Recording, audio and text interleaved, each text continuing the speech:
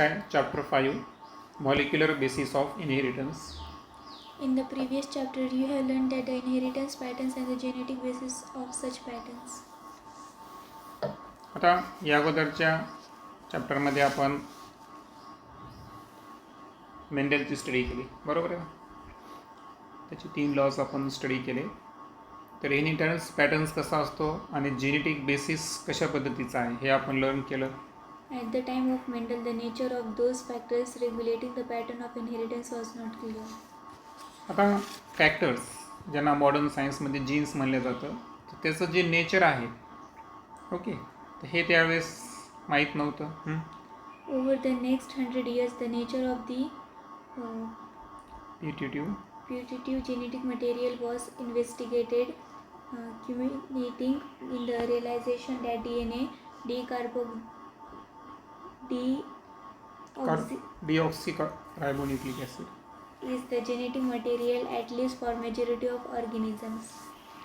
आता त्याच्या 100 इयर्स नंतर जर पाहिलं आपण, जेव्हा मेंडलचे एक्सपेरिमेंट झाले, तर त्याच्यानंतर जे पिटेटिव्ह जेनेटिक मटेरियल म्हणजे कोणता जेनेटिक मटेरियल ॲक्च्युअल ट्रान्सफर होतो आहे ना, one generation to another generation, हे इन्व्हेस्टिगेट करण्यासाठी वेगवेगळ्या पद्धतीचे एक्सपेरिमेंट केले गेले आणि फायनली वैज्ञानिकांच्या लक्षात आलं की जो जेनेटिक मटेरियल ॲक्च्युअल जास्तीत जास्त ऑर्गॅनिझममध्ये असतो, एक्सेप्ट व्हायरसेस, हे की नाही, ऑल लिव्हिंग ऑर्गॅनिझममध्ये जेनेटिक मटेरियल काय असतो, DNA.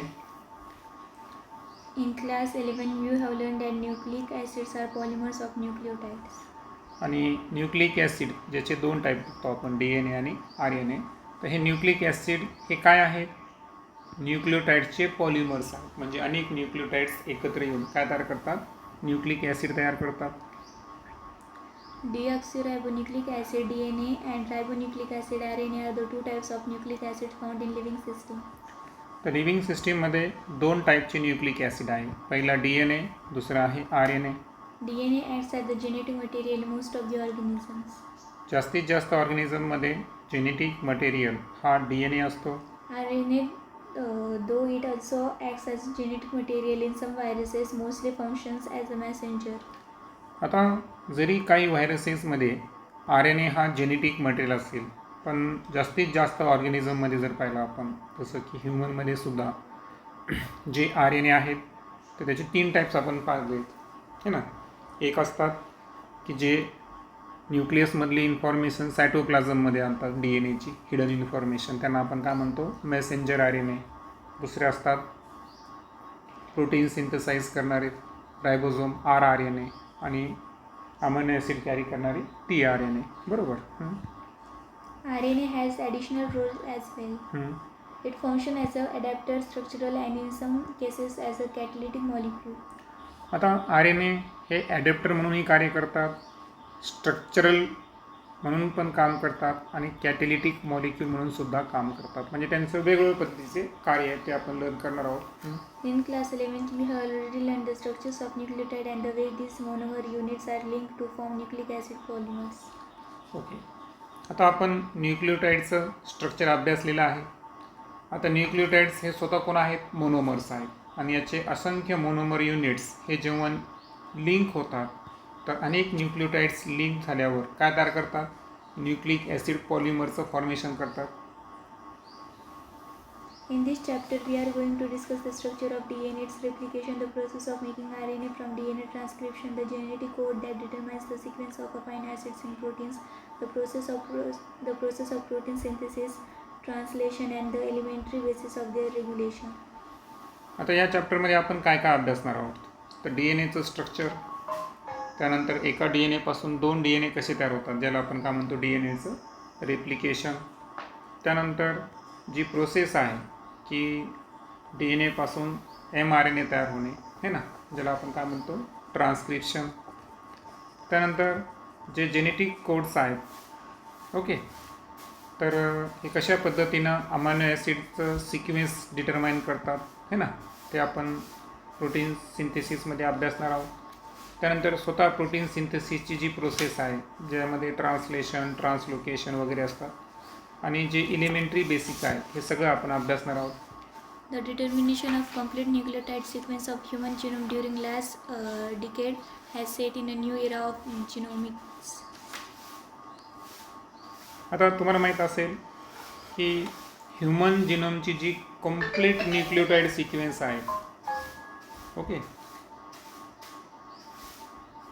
सो ह्युमन जिनोम जे आहे ना, तर त्याची कंप्लीट न्यूक्लियोटाइड सिक्वेन्स ही वैज्ञानिकांनी काय केलं आहे, डिटरमाइन केली आहे मागच्या काही दशकामध्ये, लास्ट डिकेडमध्ये. आणि त्यामुळं जे जिनोमिक्स आहे त्यामध्ये एक नवीन काळ सुरू झालेला. आता बरीचशी इन्फॉर्मेशन आपल्याकडे अवेलेबल आहे. In the last session, the essentials of human genome sequencing and its consequence will also be discussed. Okay, आणि लास्ट सेक्शनमध्ये आपण जे ह्युमन जिनोम सिक्वेन्स असते, ओके, तर त्याची गरज काय, इसेन्शियलिटी काय आहे आणि त्याचे कॉन्सिक्वेन्स काय आहे ते सुद्धा डिस्कस या चॅप्टरमध्ये आपण करणार आहोत लास्टला. Let us begin our discussion by first understanding the structure of the most interesting molecule in the living system, that is the DNA. अगोदर आपलं डिस्कशन कशावर राहील, structure of DNA. In subsequent section, we will understand why it is most abundant genetic material and what is its relationship with iron.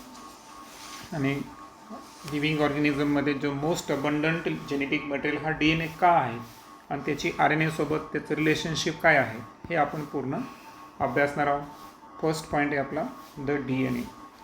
DNA is a long polymer of deoxyribonucleotides. आता DNA जे आहे हा long polymer आहे, कोणाचा, डीऑक्सीरायबोन्यूक्लियोटाइडचा, त्यावरूनच त्याचं नाव पडलेलं आहे. The length of DNA is usually defined as a number of nucleotide or a pair of nucleotide referred to as base pairs present in it. आता DNAची जी लेंथ आहे हे आपण त्याच्या बेस पेअरून काढत असतो. आता बेस पेअर म्हणजेच काय, pair of nucleotides. Okay, so usually किती नंबर्स ऑफ न्यूक्लियोटाइड प्रेझेंट आहे यावरून आपण DNAची लेंथ डिफाईन करत असतो. This also is the characteristics of an organism. आणि प्रत्येक ऑर्गॅनिझमचं एक स्पेसिफाईज कॅरेक्टर असतं की त्यांच्यामध्ये DNAचे बेस पेअर्स जे आहेत तर ती त्यांची ओळख असते. For example, the bacteriophage known as null into 174 has 5,386 nucleotides. Bacteriophage lambda has 48,502 base pair BP. Escherichia coli has 4.6 into 10⁶ base pair and haploid content of human DNA is 3.3 into 10⁹ base pair. आता कोणामध्ये किती nucleotides किंवा किती base pair present असतात ते आपल्याला calculate करायचं आहे. पहिल्यांदा दिलेलं आहे बॅक्टेरियोफेज. आता बॅक्टेरियोफेजमध्ये डायरेक्ट तुम्ही हे पण लक्षात ठेवू शकता की 5,386 न्यूक्लियोटाइड्स असतात. म्हणजे ते न्यूक्लियोटाइड्सचे काय दिले तुम्हाला, नंबर्स दिले, परंतु पुढचे एक्झाम्पल हे पेअर स्वरूपात आहे. आणि तुम्हाला माहिती आहे की पेअर ऑफ न्यूक्लियोटाइडलाच काय म्हणायचं, बेस पेअर. आता यामध्ये बॅक्टेरियोफाज लॅम्बडा जर पाहिला आपण तर यामध्ये किती बेस पेअर आहेत, 48,502 बेस पेअर प्रेझेंट आहे. ओके, त्यानंतर इस्केरिया कोलाय जी आहे यांच्यामध्ये आहे 4.6 into 10⁶ base pair. Human genome DNA जर घेतला आपण तर यामध्ये जो हेप्लॉइड कंटेंट आहे यामध्ये बेस पेअरची संख्या आहे 3.3 into 10⁹ base pair. Let us discuss the structure of such a long polymer.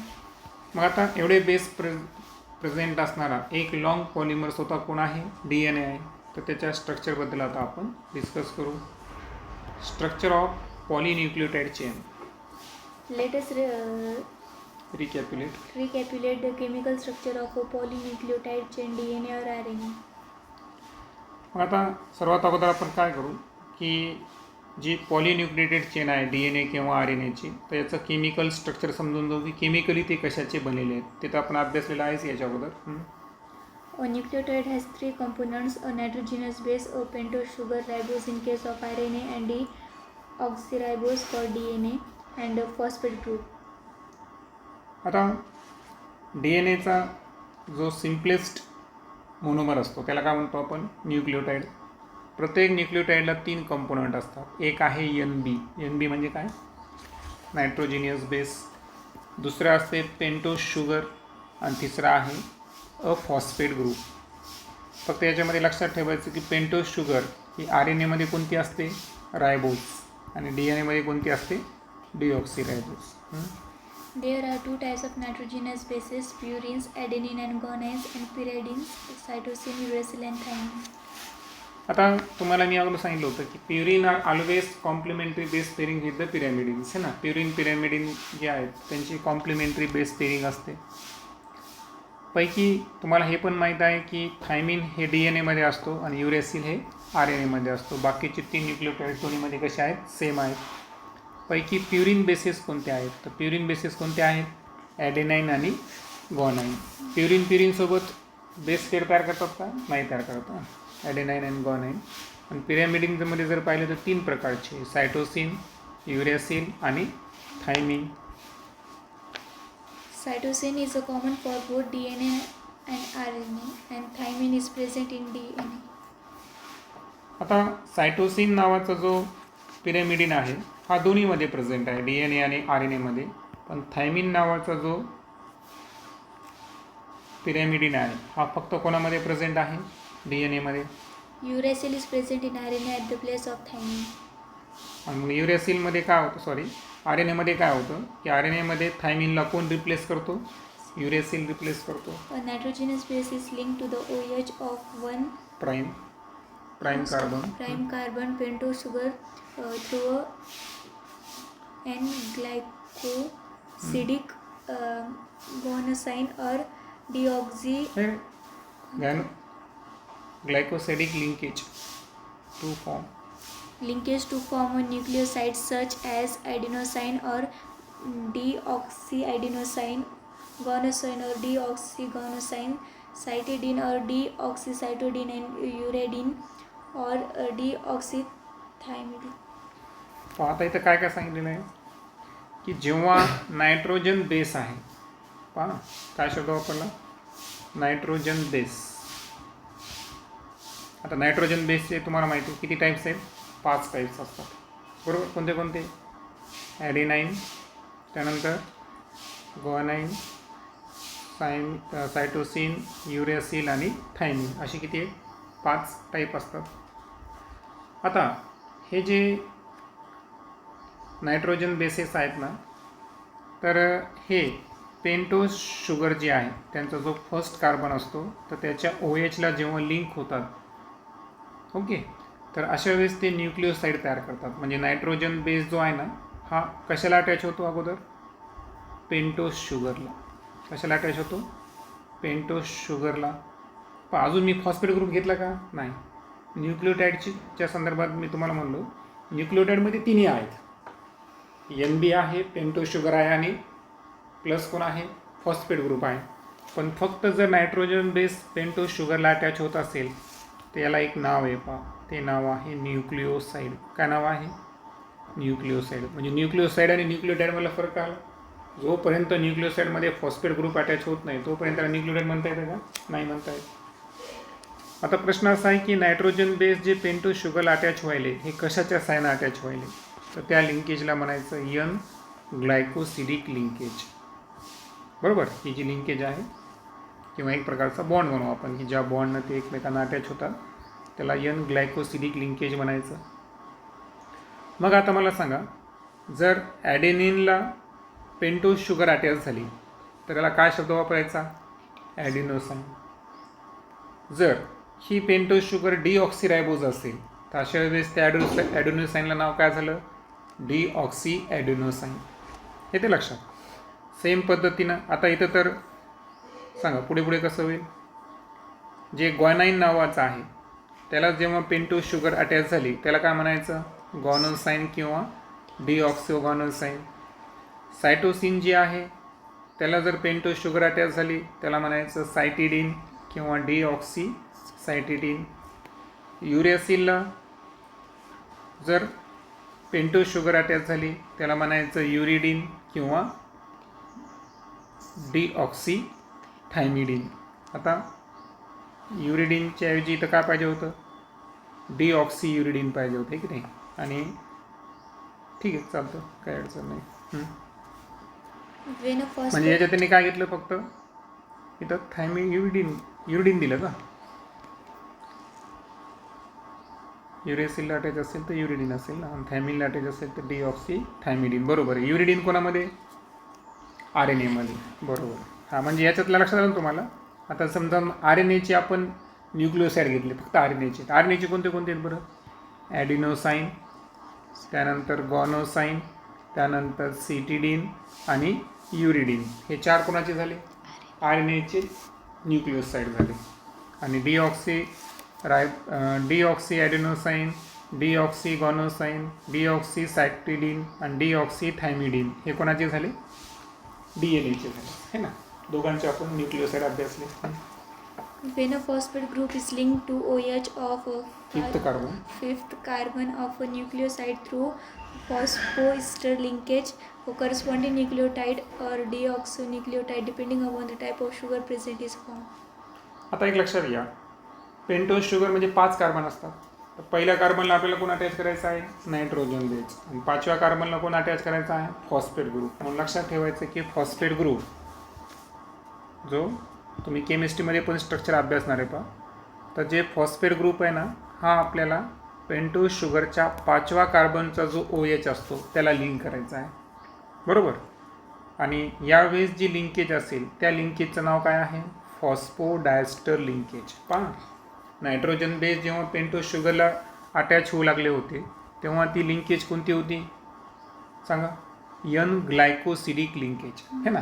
Nitrogen base जेव्हा पेंटोज शुगरला अटॅच व्हायले तेव्हा त्याला नाव होतं N ग्लायकोसिडिक लिंकेज.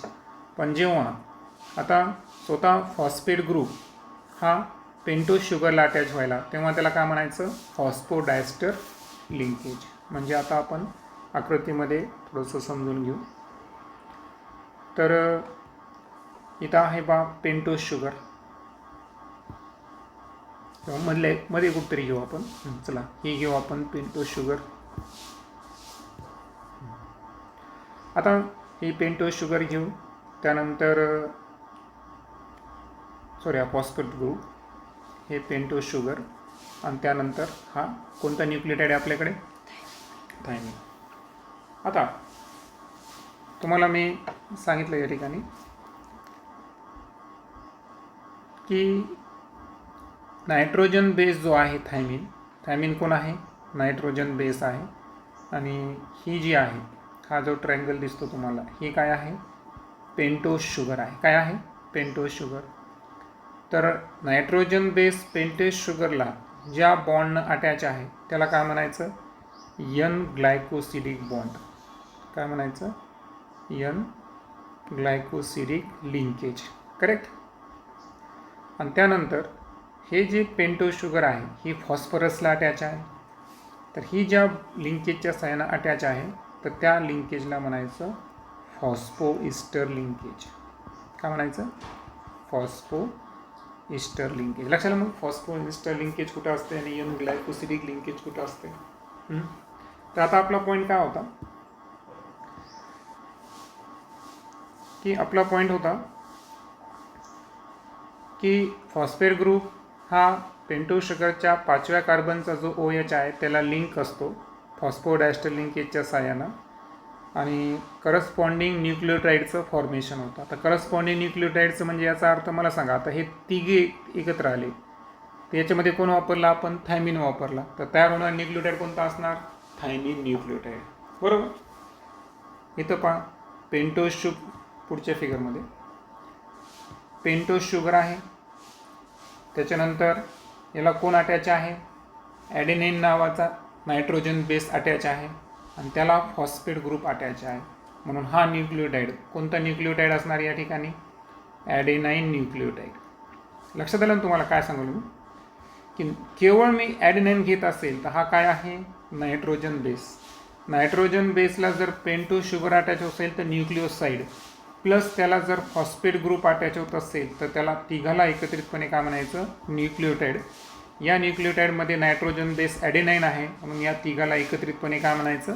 ॲडेनाईन न्यूक्लियोटाइड. अशा पद्धतीनं करस्पॉन्डिंग न्यूक्लियोटाइडचं फॉर्मेशन होतं. 2 nucleotides are linked through 3' to 5'.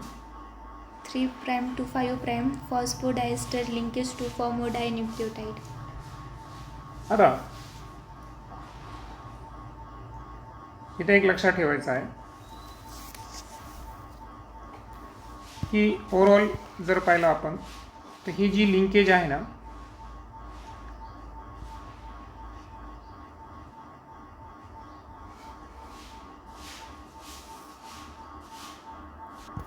आता या पूर्ण पॉलीन्यूक्लियोटाइड जी चेन आहे त्याचं तुम्ही केअरफुली जर ऑब्झर्वेशन केलं ना, तर एक एंडला कोण फ्री आहे बरं? फॉस्फेट ग्रुप फ्री आहे, बरोबर. तो कितव्या नंबरला अटॅच आहे? 5th कार्बनला अटॅच आहे. एका एंडला जर पाहिलं आपण तर हायड्रॉक्सी ग्रुप फ्री आहे. तो हायड्रॉक्सी किती नंबरच्या कार्बनला अटॅच आहे? 3rd कार्बनला अटॅच आहे. आणि त्याच्यामुळं ओव्हरऑल जर पाहिलं आपण तर जे 2 न्यूक्लियोटाइड्स आहेत तर हे जेव्हाही एकमेकांना लिंक होतात तर हे लिंक होताना कसे लिंक होतात? 3' 5' आहे ना. एक 3' म्हणजे हायड्रॉक्सिल ग्रुप आणि दुसरीकडे कोण आहे?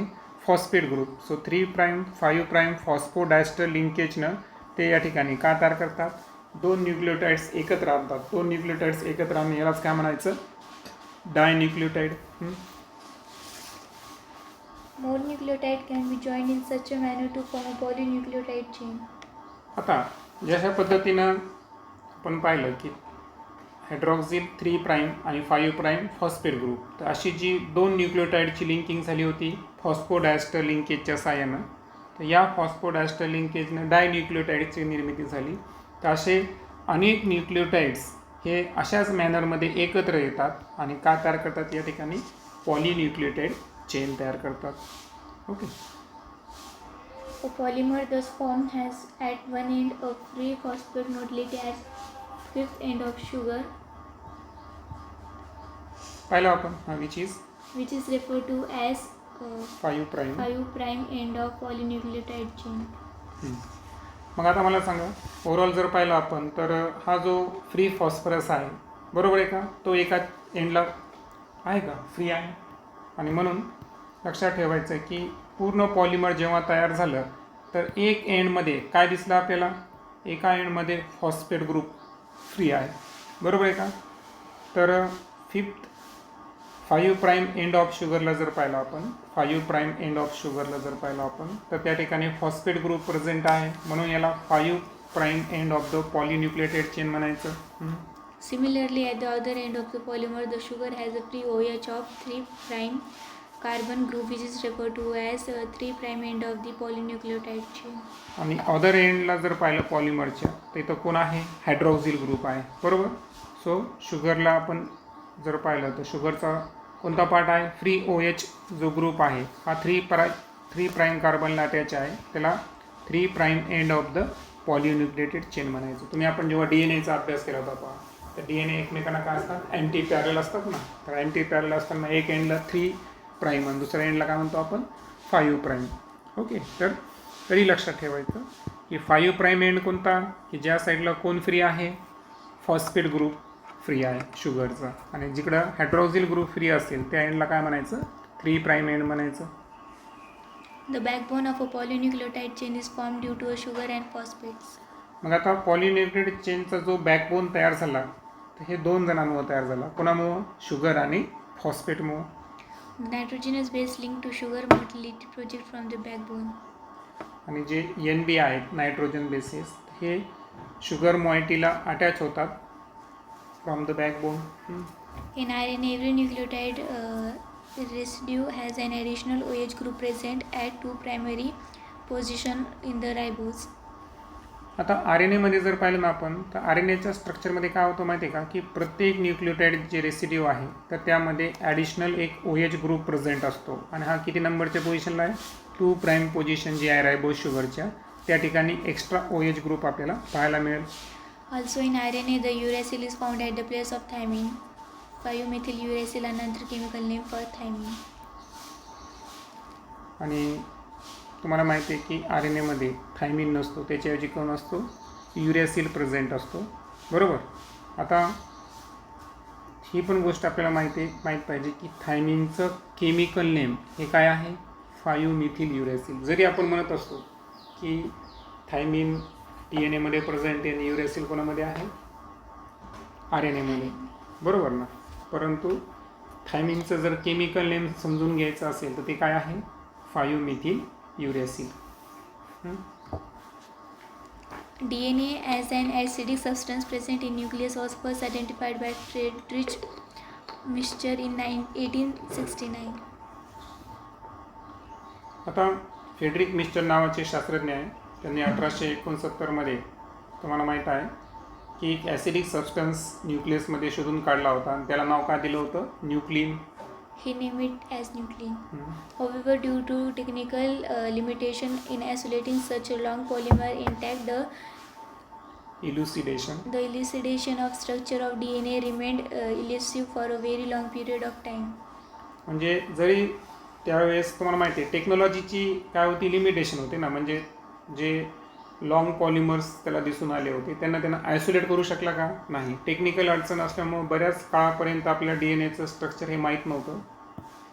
It was only in 1953 that James Watson and Francis Crick, based on the X-ray diffraction data produced by Maurice Wilkins and Rosalind Franklin, proposed a very simple but famous double helix model for the structure of DNA. आता इथं confuse नका हो बरं. इथं दोन सायंटिस्टचे दोन वेगवेगळे कार्य. तुम्हाला जर कोणी विचारलं की DNAचं डबल हेलिक्स मॉडेल कोणी प्रपोज केलं तर ते प्रपोज केलं वॅटसन अँड क्रिक यांनी. कोणत्या वर्षी? 1953. परंतु यासाठी जी लागणारी टेक्निक होती एक्स-रे डिफ्रॅक्शन मेथड, तर ही एक्स-रे डिफ्रॅक्शन मेथड शोधली कोणी होती? तर ती शोधली होती विल्किन्स अँड फ्रँकलिननं. लक्षात आलं? सो दोन वेगवेगळ्या गोष्टी ना. एक्स-रे डिफ्रॅक्शनचा शोध लावला विल्किन्स अँड फ्रँकलिननं आणि त्या टेक्निकच्या साहाय्यानं वॅटसन अँड क्रिकनं डबल हेलिक्स मॉडेल शोधून काढलं DNAचं. One of the hallmarks of their proposition was base pairing between the two strands of polynucleotide chain. आता DNAचं एक वैशिष्ट्य म्हणजे काय माहिती आहे का? की त्यामध्ये प्रेझेंट असणाऱ्या बेस पेअरची संख्या. कारण आपल्याला माहीत आहे की जे पॉलिन्यूक्लियोटाइड चेनचे जे दोन स्ट्रँड्स आहेत तर त्या एकमेकांना हायड्रोजन बॉन्डनं काय असतात? अटॅच असतात हे ना. तर त्यालाच आपण काय म्हणतो? Base pair. आणि आपण हे पण पाहिलं होतं की एका टर्ममध्ये नाही का 360 किती स्टेप असतात? 10 स्टेप्स असतात. बेस पेअर त्याला आपण रंग्स म्हणतो. However, this proposition was also based on the observation of Erwin Chargaff that for a double-stranded DNA, the ratio between adenine and thymine and guanine and cytosine are constant and equal 1. बऱ्याच वेळेस परीक्षेमध्ये हा ratio विचारलेला आहे. तर Irwin चारगॅप्सनं एक ratio काढला होता ज्याचं नाव आहे चारगॅप्स रेशो. का म्हणतो त्याला आपण? चारगॅप्स रेशो. तर चारगॅप्स रेशो काय सांगतो माहिती आहे का? चारगॅप्स रेशो सांगतो आपल्याला ॲडेनाईन अँड थायमिन आणि त्यानंतर गॉनोसाईन आणि सायटोसिन या दोघांचा रेशो किती असतो? कॉन्स्टंट असतो. म्हणजेच 1 असतो. म्हणजे ॲडेनाईन प्लस थायमिनची संख्या ही गॉनोसाईन प्लस सायटोसाईनच्या संख्येच्या इक्वल असते. तर या रूल्सला काय म्हणायचं? चारगॅप्स रेशो.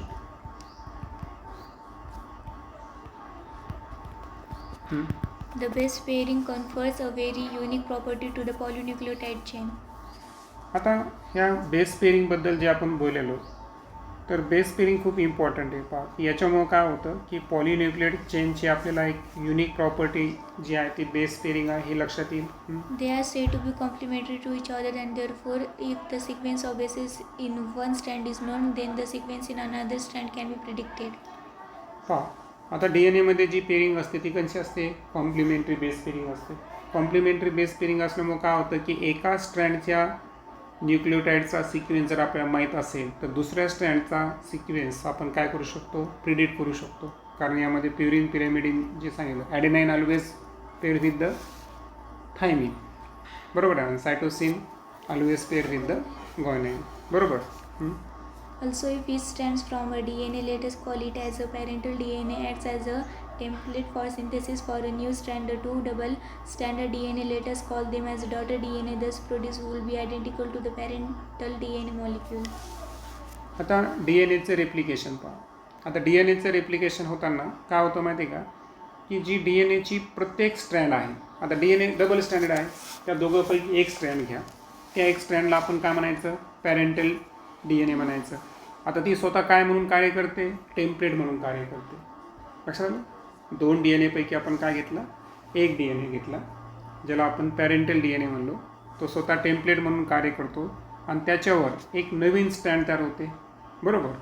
मग आता नवीन स्टँड तयार झाली म्हणजे ओव्हरऑल आपल्याकडे डबल स्टँडर्ड डी एन एच्या किती चेंज तयार झाल्या, दोन तयार झाल्या. That's why the two double standard D N A यांना आता काय म्हणायचं, डॉटर डी एन ए म्हणायचं.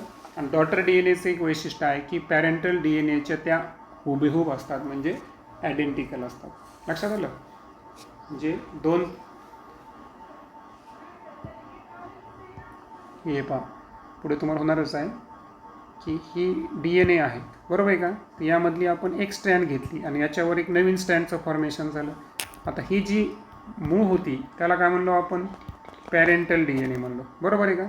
आणि त्यानंतर याच्यावर काय झालं आता, की प्रत्येक स्टँडवर दुसरी स्टँड तयार झाली. मग हे जे नवीन तयार झालेल्या, आता हे तर पूर्ण पोर्शन संपलं, म्हणून नव्याने इकडे दोन तयार झालेल्या, इकडे दोन तयार झालेल्या, यांना कोणतं डी एन ए म्हणू आपण, डॉटर डी एन ए म्हणू. बरोबर. Because of this, the genetic implications of the structure of DNA become very clear.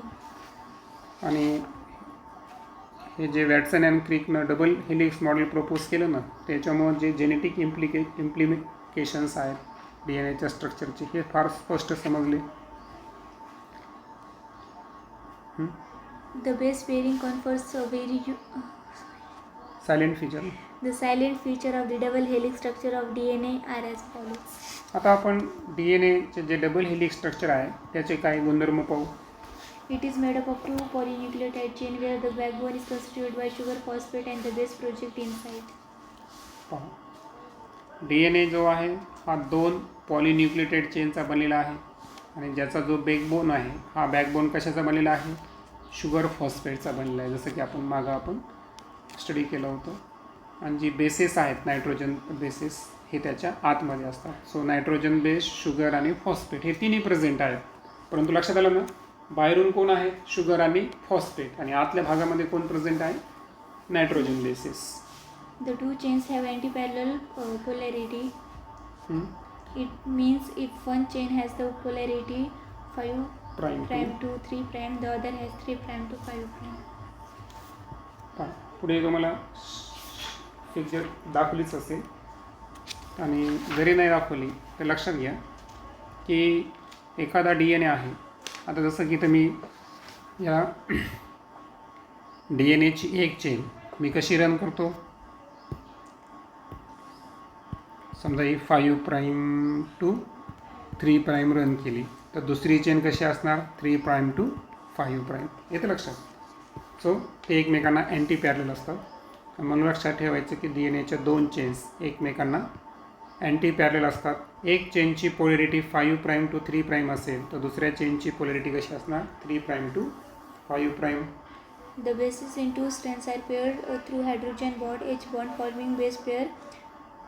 आता जे नायट्रोजन बेसेस आहेत दोन्ही स्ट्रँडमध्ये तर हे एकमेकांना पेअर जे होतात तर हे कशाच्या साइन होतात, हायड्रोजन बॉन्डच्या साइन होतात. म्हणजे जसं की आपण आता पुढे शिकणार आहोत की ॲडेनाईन आणि थायमिनमध्ये ट्रिपल हायड्रोजन बॉन्ड असतो बहुतेक, सॉरी ॲडेनाईन आणि थायमिन आहे. पहा हा ॲडेनाईन आहे तर थायमिनसोबत तो किती हायड्रोजन बॉन्डनं तयार होतो, 2. आणि सायटोसिन जो आहे हा गॉनोसाईनसोबत 3 हायड्रोजन बॉन्डनं तयार होतो. म्हणजे हे जे रंग्स किंवा स्टेप्स तयार व्हायला बेस पेअर ते कशामुळे तयार व्हायला, कारण जे न्यूक्लियोटाइड्स आहेत प्युरिन पिरॅमिडिन तर यांच्यामध्ये काय तयार होतं, त्या ठिकाणी हायड्रोजन बॉन्डचं फॉर्मेशन होतं. Adenine forms two hydrogen bond with thymine from opposite strands and vice versa. म्हणजे आता ॲडेनाईन जेव्हा थायमिनसोबत अटॅच होतो तेव्हा त्या दोघांमध्ये किती हायड्रोजन बॉन्ड असतील, 2 हायड्रोजन बॉन्ड. म्हणजे पहिला थायमिन आणि दुसरा ॲडेनाईन घेतला तरी ते बदलणार आहे का, नाही. Purine always paired with the pyrimidines. Similarly, guanine is bonded with cytosine with 3 H bonds. आणि गॉनोसाईन सायटोसाईन सोबत इथं सांगितलं मी तुम्हाला आकृतीमध्ये किती हायड्रोजन बॉन्ड ना, 3 हायड्रोजन बॉन्ड अटॅच होतो.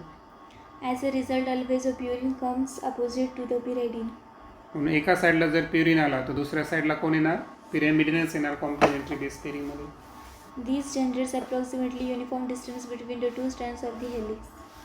आणि यामुळं काय होतं की जे DNA डबल हेलिक्स मॉडेलचे ज्या 2 स्ट्रँड आहेत तर यामधलं जे डिस्टन्स आहे हे ॲप्रॉक्सिमेटली कायम कसं राहतं, युनिफॉर्म राहतं. The two chains are coiled in a right-handed fashion. आता DNAच्या ज्या चेन्स आहेत या स्ट्रेट नाही, त्या कशा असतात, कॉइल्ड असतात. आणि कॉइल्ड असताना ते राईट हँडेड फॅशनमध्ये ते कॉईल झालेले असतात. The pitch of the helix is 3.4 nanometer. And there are roughly 10 base pair in each turn. तुम्हाला माहिती आहे DNAला जेव्हा तो गुंडाळला चालला ना, तो गुंडाळत जाताना एक बेस पेअरला तो 36 डिग्री टर्न घेतो. मग आता मला सांगा 360साठी किती स्टेप होतील, मग तर 10 स्टेप होतील, बरोबर ना. म्हणजे DNA जे आहे ते कॉइल्ड आहेत ना, कॉइल्ड असल्यामुळे प्रत्येक वेळेस ते टर्न घेत चालतात. आणि दॅट्स वाय जो पीच आहे DNA हेलिक्सचा तो आहे 3.4 नॅनोमीटर. पीच म्हणजे काय ते पहा, एक कंप्लीट टर्नला आपण पीच म्हणायचं. म्हणजे इथून तर इथपर्यंत झाला ना, एक कंप्लीट टर्न झाला ना, तर हा एक कंप्लीट टर्न किती असतो, 3.4 नॅनोमीटरचा असतो. तर लक्षाला मग पीत काय की DNAचा एक कंप्लीट टर्न त्याला आपण पीत म्हणायचं. तो 3.4 नॅनोमीटरचा असतो. आणि रफली त्यामध्ये किती असतात, 10 बेस पेअर प्रेझेंट असतात एका टर्नमध्ये, बरोबर. आणि एक टर्न हा 360 डिग्रीचा असणार. Consequently, the distance between a base pair in a helix is approximately 0.34 nanometer. पाहता एका टर्नमध्ये किती आहे, 3.4 नॅनोमीटर डिस्टन्स आहे आणि 10 बेस पेअर आहे. तर 3.4ला 10ने भागा, म्हणजे 2 बेस पेअरमधलं अंतर जर तुम्हाला विचारलं तर ते अंतर किती असेल या ठिकाणी, 0.34 nanometre. The plane of one base pair stacks over the other in a double helix. आता एक बेस पेअरचा प्लेन हा दुसऱ्याला काय करतो या ठिकाणी, स्टॅक्स करतो, कारण ते ॲक्च्युअल त्या पद्धतीने ते एकमेकांना कॉईल करतात. This, in addition to H bonds, confers the stability of the helical structure. आणि अनदर पॉईंट जर पाहिला आपण तर जे हायड्रोजन बॉन्ड्स त्यामध्ये ॲड होत चालले त्याच्यामुळं जे हेलिकल स्ट्रक्चर आहे त्यामध्ये काय येऊन जाते या ठिकाणी, स्टॅबिलिटी येऊन जाते. The proposition of a double helix structure for DNA and its simplicity in explaining the genetic implications became revolutionary. आता जी डबल हेलिक्सची प्रोपोजिशन आहे, बरोबर, डबल हेलिक्स स्ट्रक्चर जे DNAचं आहे आणि त्याची जी सिम्प्लिसिटी आहे की कशा पद्धतीनं तो जेनेटिक इम्प्लिकेशन जे आहे तो एक्सप्लेन करतो, तर हे थोडं रिव्होल्युशनरी, म्हणजे याच्यामुळे आपल्याला बरेच क्रांतिकारी बदल झाले त्या ठिकाणी सायंटिफिक वर्डमध्ये झाले. Very soon, Francis Crick proposed the central dogma in molecular biology, which stated that the genetic information flows from DNA to RNA to protein. आणि नंतर जर पाहिलं आपण तर फ्रान्सिस क्रिक यांनी काय केलं की सेंट्रल डोग्मा प्रपोज केला आणि त्याच्यामुळे आपल्याला कळलं की जेनेटिक इन्फॉर्मेशन ही कशी ट्रान्सफर होते. तर तुम्हाला माहीत आहे अगोदर काय होतं, DNAचं रिप्लिकेशन है ना, DNAचे रिप्लिकेशन नंतर ट्रान्सक्रिप्शन म्हणजे DNAच्या चेनवर mRNAचं फॉर्मेशन होणे, त्यानंतर अप्रोप्रिएट अमिनो ॲसिडच्या साहाय्यानं RNAच्या मदतीनं mRNAच्या स्ट्रँडवर प्रोटीनचं फॉर्मेशन, याला म्हणायचं ट्रान्सलेशन. आणि पूर्ण प्रोटीन सिंथेसाइजची प्रोसेस याला काय म्हणतो आपण, सेंट्रल डोग्मा. तर हे कोणी प्रपोज केला, Francis cricket. In some viruses, the flow of the information is in reverse direction, that is from RNA to DNA. काही व्हायरसेसमध्ये जर पाहिलं आपण तर हे जो इन्फॉर्मेशनचा फ्लो आहे, आता इन्फॉर्मेशनचा फ्लो कसा आहे आपला, DNA to RNA, RNA to protein, पण त्यांच्यामध्ये उलटं आहे, RNA टू DNA. रिव्हर्स डायरेक्शनमध्ये सुद्धा काही व्हायरसेसमध्ये असू शकतो ज्यांच्यामध्ये जेनेटिक मटेरियल काय असतो, RNA असतो, अशा व्हायरसेसमध्ये. नेक्स्ट लेक्चरमध्ये आपण packaging of double helix DNA कशी आहेत, कशा पद्धतीने हिस्टोन प्रोटीन्स त्याला बांधून ठेवतात त्याबद्दल आपण डिस्कस करू.